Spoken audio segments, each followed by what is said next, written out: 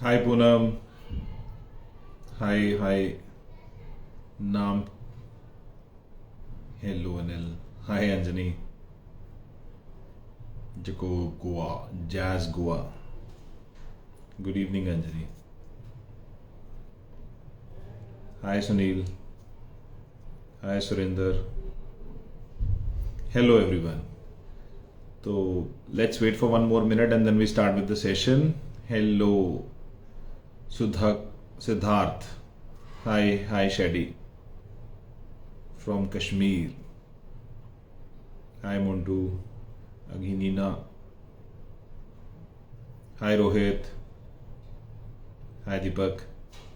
Sanju. Simple नाम, मतलब social media पे प्रोफाइल बनाते हो, लोग ज़्यादा रीच करें तो सिंपल नाम रखने की कोशिश करो। Just as a fitness influencer मेरी एक आपसे छोटी सी राय है कि आपका नाम रीडेबल हो और वो डिपिक्ट करे कि आप क्या रिप्रेजेंट करते हो। आप फिटनेस रिप्रेजेंट करते हो या आप कुछ और योगा रिप्रेजेंट करते हो, न्यूट्रिशन रिप्रेजेंट करते हो, तो आपका नाम क्लियर हो। Try to avoid numbers in your name. आप नंबर आईडी में डाल सकते हो, बट प्रोफाइल का नाम आप क्लियर रखोगे तो वो आपके लिए ज़्यादा बेटर रहेगा, ज़्यादा लोगों तक रीच जाएगी, ज़्यादा प्रोफेशनल लगता है। तो कोशिश कीजिए जो भी आपका नाम है उसको सिंपल रखने की। Alright, so we're good to start. We have more than 100 people as of now. So we start with the session. जैसा कि हर बार हमारा फॉर्मेट जो इस टाइम पे चल रहा है वो यही है कि आप लोग मुझे सवाल भेजते हैं और मैं उनको आंसर करता हूँ इस लाइव के थ्रू। तो सबसे पहले जो पहला क्वेश्चन है कि योगा का वेट लॉस जर्नी में मेरी क्या राय है। तो मेरा ये मानना है कि योगा एक बहुत अच्छी एक्टिविटी है, फिजिकल एक्सरसाइज है। हालांकि योगा विद टाइम बहुत चेंज हुआ है, उसमें इंटेंस और लो इंटेंस की भी बहुत सारी ऑप्शंस है। जब हम पावर योगा की या कन्वेंशनल योगा की या ट्रेडिशनल योगा की बात करते हैं, eight the very same time जो योगा है आपको कुछ कैलोरीज बर्न करने में हेल्प करता है, लेकिन अगर उस एक्टिविटी में आपकी हार्ट रेट ज़्यादा ऊपर नहीं जाती तो प्रॉबेबली आप उस एक्टिविटी के दौरान फैट बर्न नहीं कर रहे हो। और योगा का जो हम प्राइम बेनिफिट भी बात करते हैं वो बात करते हैं कि उससे आपकी फ्लेक्सिबिलिटी इंप्रूव होती है, बैलेंस इंप्रूव होता है। मस्कुलर एंड्योरेंस के लिए पावर योगा बहुत अच्छा है, माइंड के लिए योगा बहुत अच्छा है, या मेंटल हेल्थ के लिए योगा अच्छा है। लेकिन प्राइमरली उसका जो गोल है वो स्ट्रेंथ नहीं है और कार्डियो नहीं है। फॉर दोज रीजंस आप इसमें प्राइमरली फैट बर्न नहीं करते। यस, एक एडवांटेज योगा का और है कि you can control your self better. जब बात कंट्रोल्ड फूड खाने की आती है या कैलोरी डेफिसिट की आती है तो साइकोलॉजिकली आपको योगा हेल्प करेगा। बट अगर इसको कंपेयर करें किसी और ऐसी एक्टिविटी के साथ जिसमें आप ज़्यादा फैट या कैलोरीज बर्न करते हो तो वहाँ पे योगा उससे एक रैंक नीचे रहेगा। बट ओवरऑल बहुत अच्छी एक्टिविटी है। It's really really beneficial for anyone and everyone who is willing to improve his or her fitness. Alright, दूसरा क्वेश्चन है। आई थिंक एक क्वेश्चन के अंदर बहुत सारे क्वेश्चन हैं। I will try to answer जो भी उसमें पॉसिबल है। How to set nutrition plan for cutting, bulking, fat loss, body tone, power lifting. तो ये 5-7 क्वेश्चन हो गए हैं, कोई एक क्वेश्चन नहीं है। I will try to make it short and crisp, क्योंकि जब हम बात करते हैं फैट लॉस की या हम बात करते हैं कटिंग की तो हम कैलोरी डेफिसिट की बात करते हैं। तो उस टाइम पे आप अपने कार्ब्स की कैलोरीज को कंपैरेटिवली कंट्रोल करते हो। प्रोटीन की इनटेक आप थोड़ी ज़्यादा रख सकते हो। अगेन एक स्टैंडर्ड स्पेसिफिक नंबर मैं नहीं बताऊंगा या नहीं बता सकता, वो सबके लिए सेम नहीं हो सकता। But on an average we talk about 1:1.5 protein और कार्ब्स की रेशो। और वर्सेस जब हम बल्क की बात करते हैं, साइज गेन की बात करते हैं, लिफ्टिंग की बात करते हैं, then we can go with 1:2.5 तक हम अपना कार्ब्स और प्रोटीन की रेशो रख सकते हैं। इसके लिए स्पेसिफिक आपको कितनी कैलोरीज चाहिए उसके लिए आप मेरी वेबसाइट www.preetpalsandhu.com पे जाके अपना टोटल कैलोरीज की रिक्वायरमेंट देखो। फॉर उसका कुछ परसेंटेज, जैसे मैंने बताया कि 30% आपका प्रोटीन, 60% कार्ब्स, 7% फैट, ऐसे वाले नंबर आप आइडेंटिफाई कर सकते हो। इनफैक्ट उसके लिए बहुत सारी वीडियोस हैं जिसमें मैंने ये सारे नंबर सिखाए भी हैं कि आपको किस रेशो में इसको फॉलो करना है। पूजा का सवाल है, कोई तरीका है जिससे हम काफ रिड्यूस कर सकते हैं। आइडली काफ में लोगों के फैट इतना नहीं होता, मसल ज़्यादा होता है। इवन समबडी इज ओवरवेट और ओबीस, तो उसके केस में क्योंकि काफ्स को बहुत ज़्यादा काम करना पड़ता है तो उसकी वजह से काफ्स डेवलप हो जाते हैं, स्ट्रांग हो जाते हैं, बट स्टिल तो strengthening of calf is not bad, but obviously अगर उसमें फैट है तो आप उसके लिए स्पेसिफिक कोई एक्सरसाइज नहीं कर सकते। एंड मैं रिक्वेस्ट करूंगा कि सोशल मीडिया पे जाके ऐसी एक्सरसाइज ढूंढने मत लग जाना। आप अपना टोटल बॉडी वेट या टोटल फैट जब लूज करोगे तो काफ के अंदर जो फैट है वो अपने आप कम हो जाएगा। इनफैक्ट इस प्रोसेस में अगर आपका काफ स्ट्रांग हो रहा है तो अच्छी बात है, उसमें कुछ बुरा नहीं है। बट फैट ऑब्वियसली अगर आपकी कोई स्पेसिफिक लुक की रिक्वायरमेंट है तो उसमें वो एक प्रॉब्लम हो सकती है। तो work to lose fat, overall fat, not specific carbs fat. Daily workout के टाइम पीरियड कितना हो अगर एडवांस लेवल पर है, वर्कआउट का टाइम कितना हो? तो आइडियली आपका जो इफेक्टिव ट्रेनिंग प्रोग्राम है, जिसे मैं मॉडरेट टू हाई इंटेंसिटी बोलता हूं, तो it is close to 45 minutes. अब बहुत सारे लोगों को ज्यादा टाइम लगता है, लेकिन अगर आप उसमें वार्म अप गिन रहे हो जिसमें आपको 10-15 मिनट लग रहे हैं, आप कूल डाउन गिन रहे हो 5-10 मिनट लग रहे हैं, तो वो आपका इफेक्टिव ट्रेनिंग टाइम नहीं है। लेकिन अगर आप क्वालिटी स्ट्रेंथ की बात करते हो तो it is good up to 45 minutes, जिसमें मॉडरेट टू हाई इंटेंसिटी आप ट्रेनिंग इफेक्टिवली कर सकते हो। हाँ, अगर आपका गोल फैट लॉस है तो कार्डियो का जो आपका टाइम है वो उस हिसाब से नंबर होगा। जैसे मैं जनरली बताता हूँ कि अगर आपको अच्छा खासा वेट लॉस करना है तो आपको 200 से 300 मिनट पर वीक कार्डियो करना पड़ेगा। तो आप उसको डिवाइड कर सकते हो कि आपको एक दिन में 50 मिनट करना है या 40 मिनट करना है या 70 मिनट करना है। बट अगर बात स्ट्रेंथ की है तो 45 minutes is a good number. How can I do both fat loss and muscle gain at the same time? एक पहला क्वेश्चन है। और दूसरा कि क्रिएटिन हेल्प करता है। यस, आप फैट लॉस और मसल गेन एक टाइम पे कर सकते हो, पर जैसा मैं हमेशा बोलता हूं कि आप एक तीर से एक शिकार करोगे तो ज्यादा इफेक्टिव होगा। दोनों करोगे ऐसा नहीं है कि पॉसिबल नहीं है, बट उसकी रेट बदल जाती है। तो फॉर एग्जांपल, अगर आप मसल गेन कर रहे हो और साथ में आइडियली आप मसल गेन करना चाहते हो, आपका साइज बढ़ाना चाहते हो, आप साथ में फैट लॉस कर रहे हो, तो उसकी जो रेशो है फैट लॉस की कम होगी, मसल गेन की ज्यादा होगी। और eight the very same time अगर आप चाहते हो कि आपका फैट लॉस ज्यादा हो तो फिर जो मसल रेट, जो ग्रोथ है, मसल ग्रोथ की जो रेट है वो कम होगी, क्योंकि दोनों केसेस में हमारी कैलोरी डेफिसिट होगा या कैलोरी सरप्लस होगा। तो उस हिसाब से वो ओवरऑल रिजल्ट को इफेक्ट करेगी। किसी का सवाल है कि आजकल हार्ट अटैक ज्यादा क्यों हो रहे हैं? यहां चलते चलते ये सवाल आया तो I would like to answer it. आज की डेट में न्यूज बहुत फ्रीक्वेंट है, तो अगर हम एक केस भी देखते हैं कि कोई इंसान जिम गया या कोई फिटनेस एक्टिविटी कर रहा था, उसको हार्ट अटैक हो गया, and we start making 1+1 or we start connecting it with exercise, but that's not true. Heart rate के केसेस आई एम श्योर कि ऐसा नहीं है कि इस टाइम पे अगर आप उसकी एवरेज चेक करोगे तो पहले के मुकाबले में डिफरेंट होगी। जो भी रेट से अगर उसकी ग्रोथ होगी depending upon our lifestyle changes, वो तो है ही है, बट उसका एक्सरसाइज से कोई लेना देना नहीं है। इनफैक्ट एक्सरसाइज से जो लेना देना है वो पॉजिटिव रिलेशनशिप है, यानी कि अगर आप एक्सरसाइज करोगे तो आपके हार्ट की कंडीशनिंग होगी और उसके अरेस्ट के चांसेस या अटैक के चांसेस कम होंगे। वर्सेस अगर आप एक्सरसाइज नहीं करते तो आपका हार्ट डीकंडीशन होता है। तो डायरेक्ट रिलेशनशिप पॉजिटिव है, नेगेटिव नहीं है। हाँ, खबरें अगर हम सारा दिन सिर्फ खबरों पे फोकस करें और ऐसी बात सुनना पसंद करें तो फिर हमें लगेगा कि हर दूसरा बंदा जिम में जा रहा है और कैजुअलिटी हो रही है, which is not at all true. दूसरा क्वेश्चन था कि क्रिएटिन हेल्प करता है। यस, अगर आपका गोल स्ट्रेंथ बिल्डिंग है, मसल बिल्डिंग है, पावर बिल्डिंग है तो creatine is very effective supplement for you to take, तो आप उसको ले सकते हो। किसी ने पूछा है hi sir, how can I track my calories? I do not use smart watches. अब कैलोरीज ट्रैकिंग में दो चीजें आती हैं, एक है आपके वर्कआउट की कैलोरीज, दूसरा है आपके फूड की कैलोरीज। तो फूड कैलोरीज के ट्रैकिंग के बहुत सारे एप्स आपको मिल जाएंगे, जिसमें से आपका क्रोनोमीटर और माई फिटनेस पैल दो ऑप्शंस हैं। इनफैक्ट सैमसंग हेल्थ भी आपको ये ऑप्शन अलाउ करता है। At the very same time workout tracking के लिए आप map my walk, Samsung health या एप्पल का एक हेल्थ ऐप है, उसके अंदर आप वर्कआउट ट्रैक कर सकते हो। तो इस तरह से आप अपनी कैलोरीज को इफेक्टिवली ट्रैक कर सकते हो और कैलोरीज ट्रैकिंग डेफिनेटली हेल्प करती है।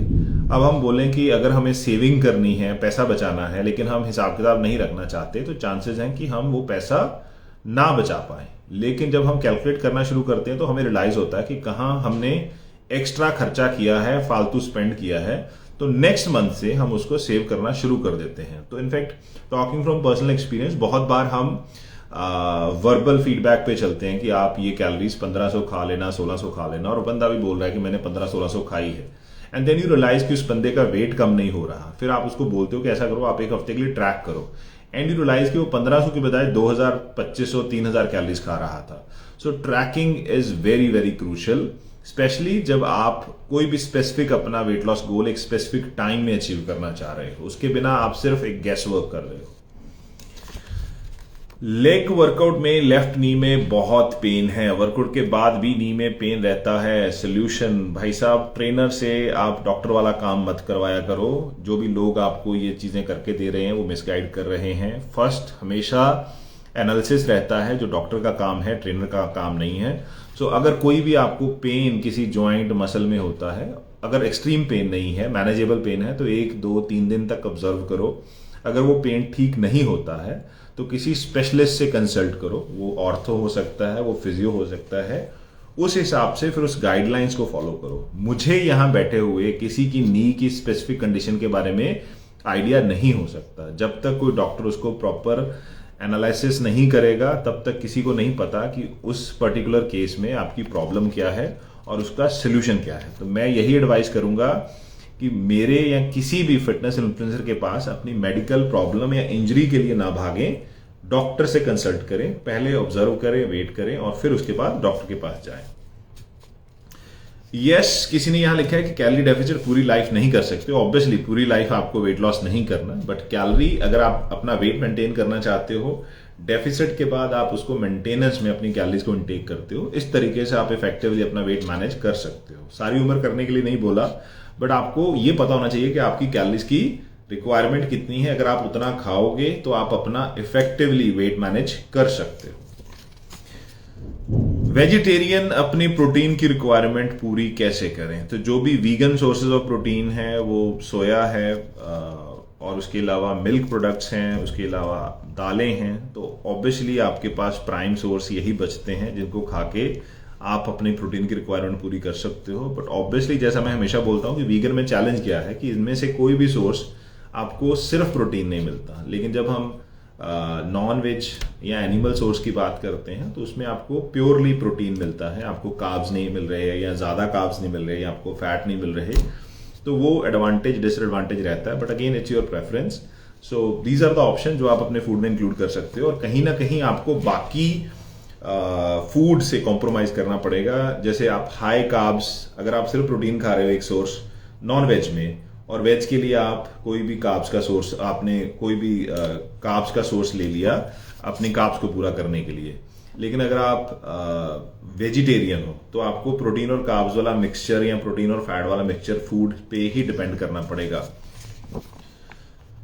सर, वॉकिंग के टाइम पे हैवी ब्रीदिंग की प्रॉब्लम होती है, क्या सोल्यूशन है?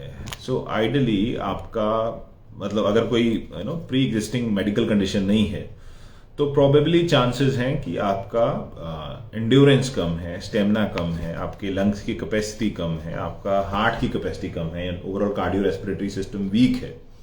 तो आप अपनी कैपेसिटी के हिसाब से कम एक्टिविटी से शुरू करें। वो 5 मिनट हो सकती है अगर आप कंफर्टेबली कर सकते हो, और ग्रेजुअली 5 को 6 करें, 6 को 7 करें, 7 को 8 करें। अगर आप 5 को सीधा 15 या 20 या 25 या 30 करेंगे तो चांसेस हैं कि एकदम से आपके कार्डियो रेस्पिरेटरी सिस्टम पे स्ट्रेस पड़ेगा, सांस चढ़ेगी। क्योंकि सांस चढ़ने का सिंपल सा मतलब है, नॉर्मल अगर कंडीशन है कि आपकी ऑक्सीजन की डिमांड पूरी नहीं हो रही, तो बॉडी बहुत ज़्यादा रेस्पिरेशन करके उसको पूरा करने की कोशिश कर रही है। तो it's not a problem, but हाँ, आप कंटिन्यूसली एफर्ट्स करते रहेंगे तो इवेंचुअली वो बेटर हो जाएगा। कुछ लोग कहते हैं कि वेट लॉस होगा तो स्किन लटक जाएगी, इसके बारे में मेरी क्या राय है? तो डिपेंड करता है, पहली बात कि आपका कितना वेट लॉस है, दूसरा कि आपकी स्किन की इलास्टिसिटी कितनी है, तीसरा कि आप कितना जल्दी वेट लॉस कर रहे हो।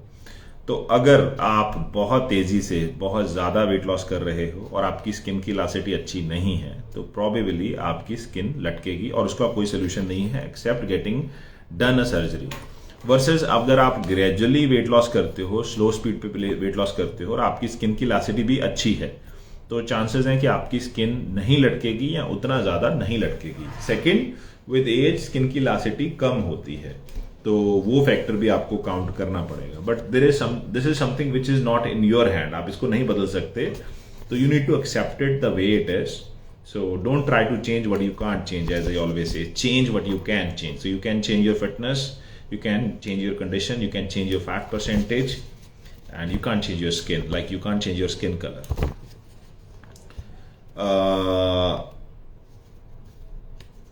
अगला क्वेश्चन है, सर हिम्मत नहीं होती कुछ करने की, करना बहुत है बट करूं क्या, समझ में नहीं आता, स्टार्ट कहां से हो.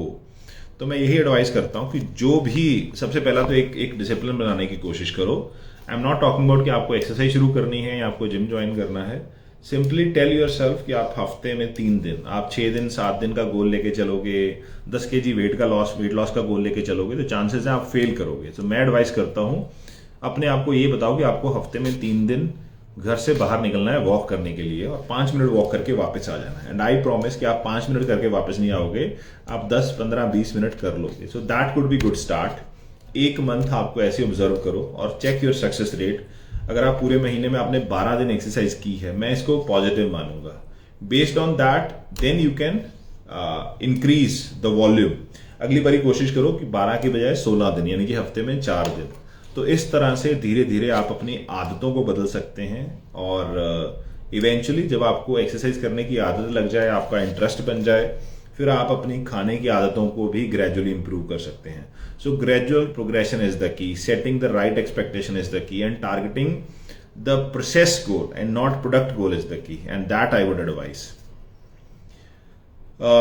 नेक्स्ट क्वेश्चन है, वेट लॉस में सॉल्ट का कितना रोल है. बहुत सारे ऐसे लोग हैं जो आपको बोलते हैं कि वेट कम करना है तो नमक बंद कर दो. ऑब्वियसली मैंने लास्ट टाइम भी बताया था कि एक्सेस ऑफ नमक इज नॉट हेल्दी, या सोडियम बहुत ज्यादा आपको नहीं खाना, बट रिक्वायर्ड क्वांटिटी जो भी RDA रिकमेंडेड है 2300 mg पर डे, वो आप ले सकते हो. हैविंग सेड दैट, जब आप नमक छोड़ते हो तो आपकी बॉडी फ्लूइड लॉस करती है, मतलब सोडियम वाटर रिटेन करता है. आप सोडियम कम कर दिया तो बॉडी ने पानी को छोड़ दिया, तो एकदम से वो परसेप्शन बनती है कि हमारा वेट कम हो गया. वो वेट कम नहीं हुआ, वो वाटर वेट कम हुआ है. So do not bother about that much. Yes, eat salt in your control, but not for weight loss. Weight loss में उसका weight on the scale loss में फर्क पड़ सकता है, बट आपकी प्रॉब्लम वेट नहीं है, आपकी प्रॉब्लम फैट है. तो फैट लॉस में सोडियम उसमें उसका रोल नहीं है आपको रोकने में या बढ़ाने में. किसी ने बोला कि 73 kg वेट है, 5'2" हाइट है, वेट कितना होना चाहिए. अब I am not sure about the gender. तो अगर फीमेल है तो weight could be anything close to 54, 52. Male है तो 64, 66 वेट आपका हो सकता है. अदरवाइज आप मेरी वेबसाइट पे जाके preetpalsandhu.com पे कैलकुलेटर यूज करके, होप नाम का एक टैब मिलेगा, उसके अंदर आप कैलकुलेटर यूज करके अपना एग्जैक्ट ये पता कर सकते हो कि आपका वेट कितना होना चाहिए और आपको कितनी कैलोरीज इनटेक करनी है. स्टक वेट को कैसे ब्रेक करें. जनरली फिर मैं हमेशा बोलता हूं कि अपनी कैलोरीज को इफेक्टिवली ट्रैक करें, तो आपको पता चल जाएगा कि प्रॉब्लम कहाँ है. क्योंकि हो सकता है कि आप एक परसेप्शन में हो कि आप इतनी कैलोरीज बर्न कर रहे हो, आप बहुत एक्सरसाइज कर रहे हो, बहुत कम खा रहे हो, वो परसेप्शन हो सकती है. जैसे किसी भी बच्चे को आप पूछते हो कि बेटा पढ़ाई कैसे चल रही है, जी बहुत बढ़िया, फट्टे चक्के हुए हमने तो, और जब उसके नंबर आते हैं तो रिजल्ट आता है तो फेल हो जाता है. अब उसके सोचने में और हकीकत में बहुत फर्क है. ठीक वैसे ही तो नंबर्स, जो रिजल्ट के नंबर है, वो हकीकत बताते हैं कि बच्चे ने पढ़ाई नहीं की या उसकी समझ में नहीं आया. ठीक वैसे ही आपने ये सोच लिया कि आपने बहुत मेहनत की है और आप बहुत कम खा रहे हो, वो एक परसेप्शन है. अगर आप उसको ट्रैक करोगे तो आपको पता चल जाएगा रियलिटी क्या है, कि आप ज्यादा खा रहे हो, कम हिल रहे हो. तो नंबर्स में ट्रैक करो, गलती होने की गुंजाइश कम हो जाएगी.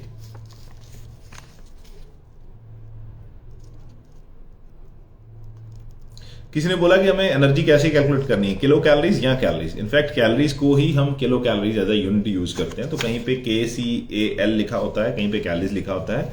It's the same unit, it's not difference, don't worry about that.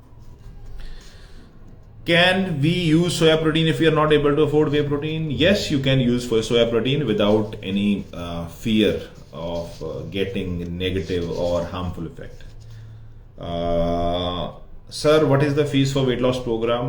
हमारे बहुत सारे वेट लॉस के प्रोग्राम है, तो मैं एडवाइस करूंगा अगर कोई भी वेट लॉस प्रोग्राम के लिए या फिटनेस प्रोग्राम के लिए इंटरेस्टेड है तो मेरी वेबसाइट पे जाके आप एक फॉर्म फिल करते हो, तो कंसल्टेंट आपको कॉल करके सारी प्राइसिंग और सब चीज़ों के बारे में इफेक्टिवली गाइड करता है कि आपके लिए अच्छा क्या है, whether you need a coach, whether you need me, whether you need a personal trainer, you need a in home trainer, तो वो सारी सर्विस उसी हिसाब से, न्यूट्रिशनिस्ट चाहिए तो वो सारा वहां पे गाइड करते हैं।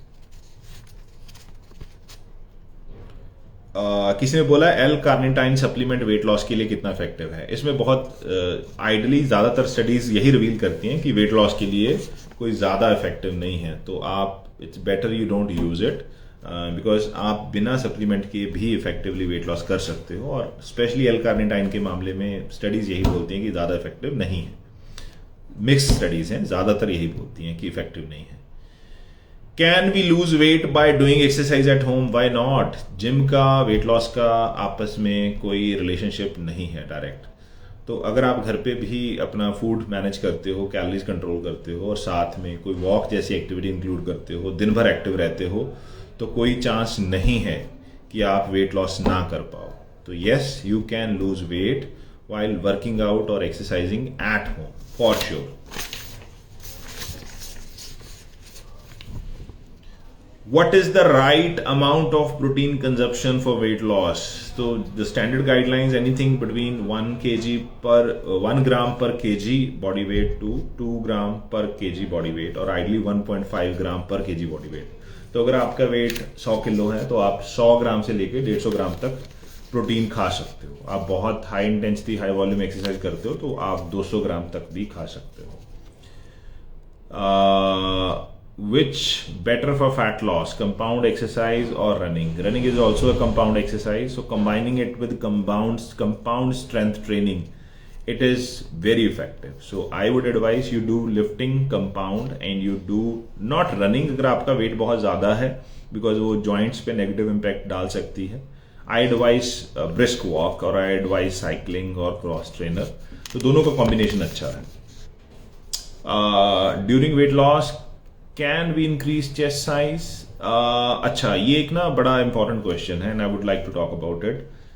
जब हमारी फैट बढ़ती है तो फैट, जैसा मैं हमेशा बोलता हूँ कि ओवरऑल सारी बॉडी में बढ़ती है, ऐसा बहुत कम होता है कि आपके एक एरिया पे या 2 एरिया पे फैट ना हो और आपके सिर्फ एक पर्टिकुलर एरिया पे फैट हो। तो जैसे इवन फेस तक में फैट बढ़ जाती है जब हम वेट बढ़ाते हैं, तो ठीक वैसे हमारी चेस्ट पे भी फैट आता है, शोल्डर पे भी फैट आता है, आर्म्स पे भी फैट आता है, नेक पे भी फैट आता है। लेकिन लोगों को ये लगता है कि उनको ना ये वाला फैट नहीं कम करना है, क्योंकि इससे एक परसेप्शन आ रही है कि बंदा स्ट्रांग है, तगड़ा है, मजबूत है, हट्टा कट्टा है, उनको सिर्फ बेली फैट कम करना है। बट ऐसा नहीं होता, it comes in a package. जब आप फैट लॉस करोगे तो आप हर जगह से फैट लॉस करोगे, और जब आप मसल गेन करना चाहोगे, जिस एरिया को आप ट्रेन करोगे वहीं के मसल गेन होंगे। तो अगर आप फैट लॉस में आपने हैवी लिफ्टिंग की, चेस्ट का स्ट्रेंथ बढ़ाया, चेस्ट का मसल साइज बढ़ा, लेकिन साथ साथ चेस्ट का फैट भी कम हो रहा है, तो डिपेंडिंग कि आपका कितना मसल बढ़ा या कितना फैट कम हुआ, it can increase, it can decrease और इट कैन रिमेन सेम। ये डिपेंड करता है कि आपने फैट कितना लूज किया, मसल कितना बढ़ाया। इंटरमिटेंट फास्टिंग, जैसा मैं हमेशा बोलता हूँ, it's very simple. I think दुनिया का सबसे आसान तरीका है वेट लॉस करने के लिए इंटरमिटेंट फास्टिंग, कि आपको एक पर्टिकुलर विंडो के अंदर खाना है। लेकिन अगर आपका लाइफस्टाइल ऐसा है कि आपके सोने के आवर्स कम हैं और वर्किंग के आवर्स ज़्यादा हैं या एक्टिव आवर्स ज़्यादा हैं, तो शायद ये आपके लिए उतना अच्छे से काम नहीं करे, या आपको भूख ज़्यादा लगती है, बार बार लगती है। अदरवाइज इंटरमिटेंट फास्टिंग भी बिना डेफिसिट के काम नहीं करता। बहुत सारे लोगों को ये मिथ है कि आप उस 8 घंटे 10 घंटे की विंडो में जितना दिल करे खा सकते हो। ऐसा नहीं है, आप उतना ही खा सकते हो जितनी आपकी कैलोरीज की डिमांड माइनस कुछ डेफिसिट। तो अगर आप डेफिसिट बिना इंटरमिटेंट के भी करोगे, उसका भी उतना ही इफेक्ट मिलेगा। वेट लॉस के लिए आप उसके साथ करोगे, उसका भी उतना ही इफेक्ट मिलेगा। सो चॉइस इज योर। अगर आपका लाइफस्टाइल आपको अलाउ करता है कि आप छोटी विंडो में खाओ तो आप खाओ, इंटरमिटेंट करो। और अगर आपका लाइफस्टाइल अलाउ नहीं करता, फॉर एग्जांपल आप 12 बजे सो रहे हो, सुबह 6 बजे उठ रहे हो, तो आपका 16 घंटे का दिन है, और तो फिर आपके लिए शायद उतना वाइबल नहीं होगा। Does strength training equally helps in what? ये क्वेश्चन इनकम्प्लीट है, मैं अपनी तरफ से एज्यूम कर लेता हूं कि फैट लॉस में इक्वली हेल्प करता है। Yes, definitely. जब फैट लॉस की बात होती है, मैं हमेशा बोलता हूं कि आपकी स्ट्रेंथ ट्रेनिंग इंपॉर्टेंट है, आपका मेटाबॉलिज्म बढ़ाने में, आपकी कार्डियोवैस्कुलर ट्रेनिंग इंपॉर्टेंट है, आपका टोटल कैलोरीज का एक्सपेंडिचर बढ़ाने में, फैट लॉस यूज, फैट को as a source of energy use करने के लिए। तो yes, strength training definitely helps. Veer ji KG से वेट स्टक हो गया, what should I do? As I told earlier, अगर वेट स्टक है तो अपने नंबर्स को ट्रैक करें। एक हफ्ते में आपको सच्चाई पता चल जाएगी कि आप जो मान रहे थे आप कम खा रहे हो, आप नहीं कम खा रहे, तो उसको ट्रैक करो इफेक्टिवली, ईमानदारी से। किसी ने बोला है बीएमआई एक्चुअली बेंचमार्क है। I started weight training year back, close fit nicer but weight loss on the scale seems negligible. BMI best benchmark नहीं है फिटनेस को असेस करने का। ये एक तरीका है, मेडिकल सेटअप में इसको यूज करते हैं एटलीस्ट आइडिया लेने के लिए रफली कि आप ओवरवेट हो, आप अंडरवेट हो, आप ओबीज हो। बट ये हमेशा आपकी फिटनेस को मैनेज करने के लिए, फॉर एग्जांपल मेरे बीएमआई स्केल के हिसाब से मैं भी ओवरवेट हूँ, तो ये बेस्ट तरीका नहीं है, खासतौर पे जो लोग फिजिकल एक्टिविटी में इन्वॉल्व हैं, उनका मसल मास ज्यादा है तो उस केस में। बट ये कुछ हद तक आपको आइडिया देता है। बट अगर आपके एक, मैं मतलब कन्वेंशनल बात करूंगा जो हमारे गुरु जी ने हमारी बॉडी बिल्डिंग में सिखाई थी, कि अगर आपकी शर्ट टाइट हो रही है और आपके पैंट लूज हो रहे हैं तो प्रॉबेबली आप मसल गेन कर रहे हो, वर्सेस अगर आपका पैंट का साइज बड़ा हो रहा है तो चांसेस है कि आप फैट गेन कर रहे हो। ये एक्यूरेट नहीं है बट एक रफ आइडिया आपको दे देता है। कौन सा मेथड अच्छा है फैट लॉस के लिए? HIIT और स्टेशनरी बाइक और steady state walking? My vote goes for stationary cycle और स्टेडी स्टेट, बिकॉज HIIT करने के लिए आपको फिट होना पड़ेगा और वो फिटनेस तभी आएगी जब आप स्टेडी स्टेट या स्टेशनरी बाइक कर चुके होगे। अगर आप सीधा HIIT को जंप करोगे, जीरो स्टेमिना है, जीरो एक्सरसाइज एक्सपीरियंस है, तो प्रॉब्लम है, आप खुद को नेगेटिवली इंपैक्ट कर लोगे। तो मैं एडवाइस करूंगा अच्छा स्टेमिना स्टेडी स्टेट का बनाएं, 45-60 मिनट्स की कंटिन्यूस एक्टिविटी करें, अपने एक सर्टन हार्ट रेट मेंटेन करें। जब वो हो जाए फिर आप HIIT को इंटरवल ट्रेनिंग को इनकॉर्पोरेट कर सकते हो। वर्कआउट के बाद जिम में ही क्या स्प्राउट ले सकती हूँ या फिर प्रोटीन लेना चाहिए? प्रोटीन में भी आपके स्प्राउट्स में भी आपके प्रोटीन है, तो ऐसा कुछ वो फिक्स नहीं है। आपको पूरे दिन का एक दिमाग से निकाल दो कि एक्सरसाइज के इमीडिएट बाद आपको प्रोटीन लेना है। आपने जिन बॉडी बिल्डर से सुना था उनके लिए अच्छा है। आम इंसान पूरे दिन में अपना प्रोटीन पूरा कर ले, या मैं बोलता हूं हफ्ते में प्रोटीन पूरा कर ले तो उसका चल जाएगा। आपको ये भागना नहीं है कि वर्कआउट खत्म किया फटाफट प्रोटीन ले लूं, कहीं मसल मेरा टूटा ना रह जाए, ऐसा कुछ नहीं होगा। आप अपना प्रोटीन पूरे दिन में भी पूरा कर लोगे तो आपका काम चल जाएगा। ऐसा बॉदर करने की जरूरत नहीं कि अभी प्रोटीन लेना है। Can we lose weight by walking only? Yes, provided आपका जो वॉकिंग का पेस है वो अच्छा होना चाहिए और आपका जो वॉकिंग का वॉल्यूम है यानी डिस्टेंस है या टाइम है वो अच्छा होना चाहिए। बहुत सारे लोग 20-30 मिनट ढीला ढीला चल के खाना खाने के बाद या पहले एंड देन दे एक्सपेक्ट कि उनका वेट लॉस होगा। जैसा मैं बोलता हूँ नंबर ट्रैक करो। अगर आपका 30 मिनट चल के 100-150 कैलोरीज बर्न हुई है तो क्या ही बर्न हुआ है। And try to burn more calories and do it for longer and that will be more beneficial. Does L-arginine causes palpitation? Yes, in some cases अगर आपकी डोसेज ज़्यादा है तो it can cause palpitation. How to calculate our daily calories, what we eat, what is the method? Already मैं इसका जवाब दे चुका हूँ कि आपको कोई भी effective calorie tracking app use करना है, उसके लिए आप क्रोनोमीटर यूज़ कर सकते हो फूड की कैलोरीज को ट्रैक करने के लिए। आप माई हेल्थ यूज़ कर सकते हो सैमसंग का, आप माई फिटनेस पैल यूज़ कर सकते हो। तो इस तरीके से आप अपनी कैलोरीज को इफेक्टिवली मैनेज कर सकते हो। So that's all from the list today. Let me see 1 or 2 question if I can answer from here. मुझे अगर मिलते हैं, मुझे मिलते नहीं है generally. I am not very good with social media by the way. ये तो मैंने करते करते सीख लिया आप लोगों के साथ।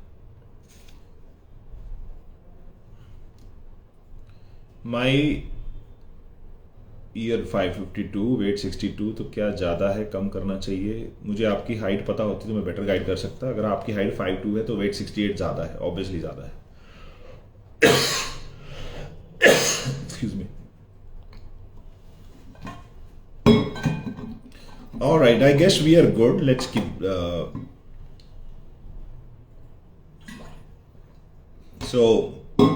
Thank you so much for joining the session. आपके सवाल होंगे, आप कभी भी मुझे पर्सनल विंडो पे डीएम कर सकते हैं। और मैं ये बोलना चाहूँगा कि बहुत सारे क्वेश्चंस जो कमेंट में आते हैं वो मिस हो जाते हैं, लेकिन जो मैसेज आता है आई बिलीव मैं 99% उनको आंसर कर पाता हूँ। And thank you so much आप लोगों का जो हर लाइव में आके make me feel good. And मुझे अच्छा लगता है आपके सवालों के जवाब देना। और अगर आपको भी मेरा कंटेंट पसंद आता है तो प्लीज़ ज़्यादा से ज़्यादा उसको शेयर कीजिए। शेयर करना बड़ा सिंपल है, नीचे राइट कॉर्नर पे, राइट साइड बॉटम कॉर्नर पे शेयर का बटन है, उसको दबा के आप स्टोरी में शेयर कर दोगे या अपने दोस्तों के साथ शेयर कर दोगे तो ज़्यादा से ज़्यादा लोगों को रीच होगी, उनको ऑथेंटिक इंफॉर्मेशन अगर आपको लगती है तो वो मिलेगी। Thank you so much once again and stay fit and stay healthy. Have a good weekend. Take care.